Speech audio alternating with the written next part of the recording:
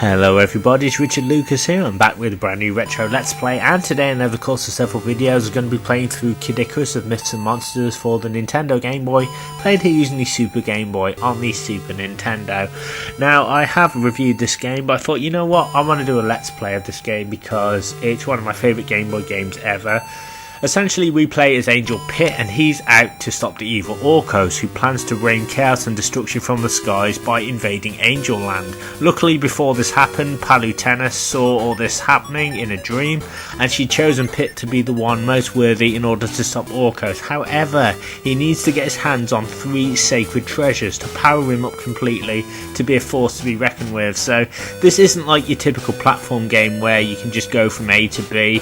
Well, it kind of is, but you need to train your character essentially by destroying as many enemies as you can on each level, and then at the end of each level Pit's power bar or health bar increases, and he'll also get weapon upgrades along the way.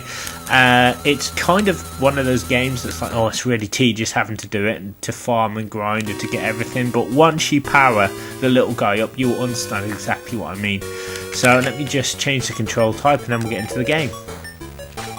Right, okay.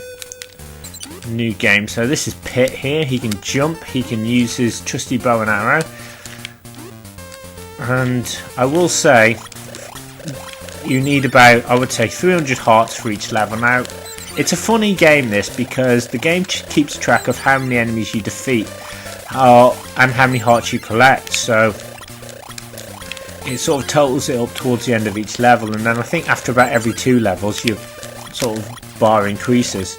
So I'm just going to destroy some enemies here.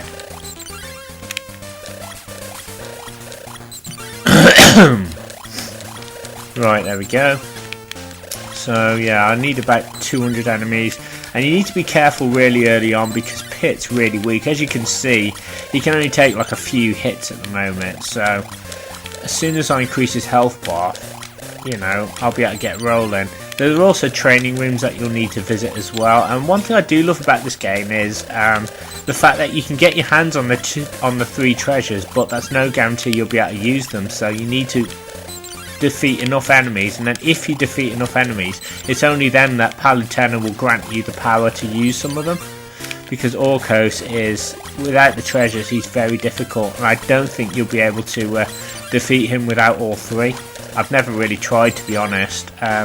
He's uber difficult, but once you've got powered up you will see exactly what I mean, because he's like a little mini Robocop. He just destroys everything. There we go. So I'm just going to get about 200 hearts and then move on. I kind of do this every time, so yeah, this is how we did it back in the day basically. Grinding, defeating enemies, visiting shops, you know.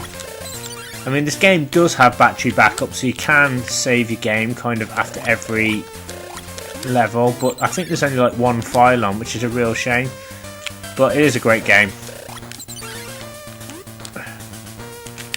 There we go. Right, let's do this. Defeat these snakes. I only need about 200, and I can move on and then defeat enough enemies to get up to the 300 mark.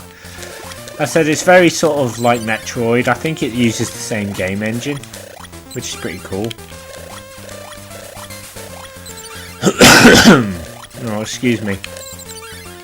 Right, so we'll just defeat these guys here. Right. Almost there, almost at my target. I mean, you can get up to 999 hearts on each level, and then you will definitely be guaranteed to defeat Orcos.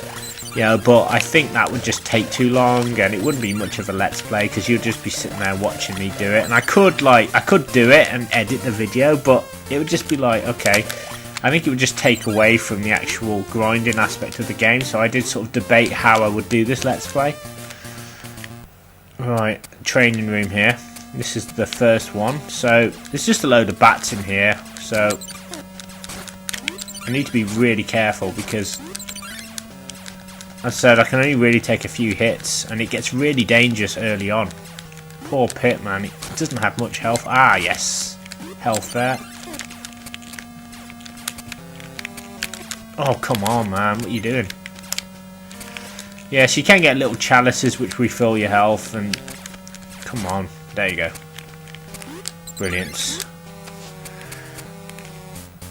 Right, there we go. Let's climb up.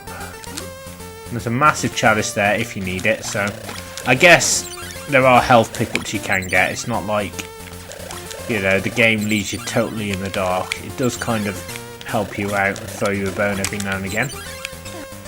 And the enemies kind of spawn infinitely as well, so you can basically defeat them as many times as you want to, which I think is a really good system. Get that chalice there. Oh, these guys, I can never get to them.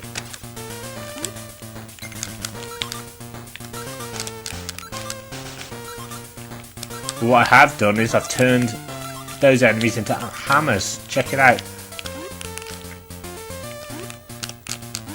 Oh god. Ooh.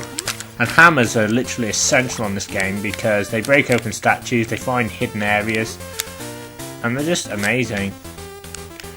You know, and definitely come in useful. Now, I'm no good at this game, by the way, so I just want to warn you, I'm going to lose because I always lose this game. I never win, basically. You've got to get the pots in the right order, and I just can never do it, basically. But I don't mind as long as I pick up some hammers. I think if you do it, you get some gold or something, which you can use to buy some barrels, because there's like two types of shops. There's one shopkeeper who's actually quite cheap, unreasonable, and there's another one who charges real extortionate prices for the same stuff. So one of those really. Alright, there's a door here. What's in here?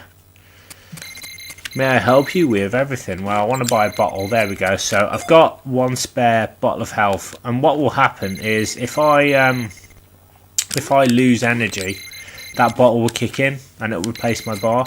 Now, if I have a barrel, I can carry more bottles. I think I can carry up to like 7 bottles. But unfortunately, I cannot remember how to get a barrel on this game because I've been to like the same shop and the guy just will not sell me barrels. I think it's something to do with how much health I actually have. It's really bizarre that it doesn't always... Oh god, hello. It doesn't always sort of work in the way you want it to, but that's why this game's a success, to be honest, because it does things a little bit differently. You know, it goes a little outside the box and makes you work for your rewards. I'm just defeating a few more enemies here. There we go. Right. A few more of them, there we go. So as I says, the game keeps track of kind of what you do anyway, how many enemies you defeat, so as you can see, look at that, it says I've defeated enough, so I've got 3200, so my life bar won't increase this level, but it'll increase next level. That's kind of how I like to do it, and there you go.